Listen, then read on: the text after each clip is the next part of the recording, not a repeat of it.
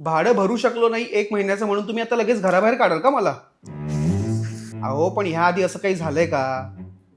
हे बघा, मी मागच्या महिन्यात जॉब सोडला होता बरोबर, त्यामुळे आता ह्या महिन्यात थोडीशी कडकी काय रे, ऑफिस पॉलिटिक्सला कंटाळून जॉब सोडलास, आता फ्लॅट पण सोडायची वेळ येते वाटतं. भरून टाकणार रेंट. ते भाड्याचं जाऊ दे ग. तू ऑफिस ग्रुप मधल्या आपल्या मित्रमैत्रिणींसोबत माझ्यासाठी का पंगा घेतला सांग बघू मला. तुझ्या पाठीमागे तुला कमी पगारात काम करणारा हमाल म्हणतात ते. वर्षानुवर्ष काम करून सुद्धा इन्क्रीमेंट न मिळवणारा गाढव म्हणतात. चल ठीक आहे, गाढवाचं मी ऍडजस्ट करेन, पण हमाल हमाल नाही ऐकू शकत मी तुझ्याबद्दल. मला त्यांच्यासारखं बॉसच्या मागे लालघोटेपणा करायला जमत नाही. त्यात माझी काय चूक? म्हणून नाही होत माझं इन्क्रीमेंट. मी काय करू त्याला आता? आणि हे बघ कृष्णा, मी काय बोलतोय नीट ऐक. मी तो जॉब सोडलाय. तू आजही त्या ऑफिसमध्ये काम करतेस.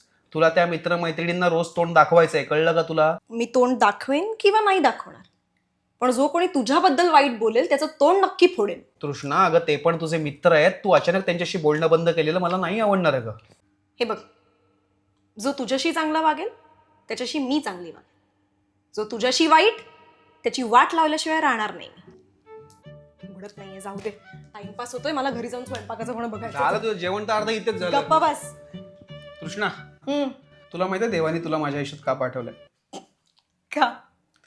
कारण जेव्हा एक मुलगा आपल्या आईपासून दूर एखाद्या शहरात कामासाठी वगैरे येतो ना, तेव्हा देव त्याच्यासाठी एक छान मैत्रीण पाठवतं. तू आहेस.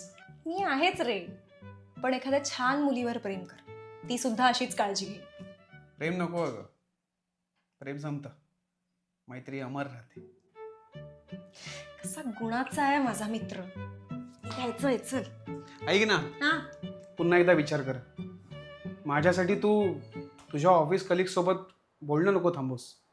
संकेत, शेवटचं सांगते तुला, एखाद वेळेस मी स्वतःचा अपमान सहन करेन, पण माझ्या मित्राचा नाही. पैसे? या महिन्याचं भाडं आहे या फ्लॅटचं. म्हटलं ना तुला, एक वेळेस स्वतःचा अपमान सहन करेन, पण तुझा नाही. फेकून मार तुझ्या या घरमालकाच्या तोंडावर. असा कसा बाहेर काढेल तो तुला? त्याच्या सकट फ्लॅट विकत घे ना. मोठी अशी एक मारेन ना भिंतीवर जाऊन आपटशील डायरेक्ट. मी पण एक अशी मारेन ना. नाही, मी नाही मारणार. उधारी सुरू आहे ना तुझ्याकडे. जो माझ्या मित्राशी वाईट त्याच्याशी मी पण वाईट. वा, अशी सखी प्रत्येकाला दे रे देवा.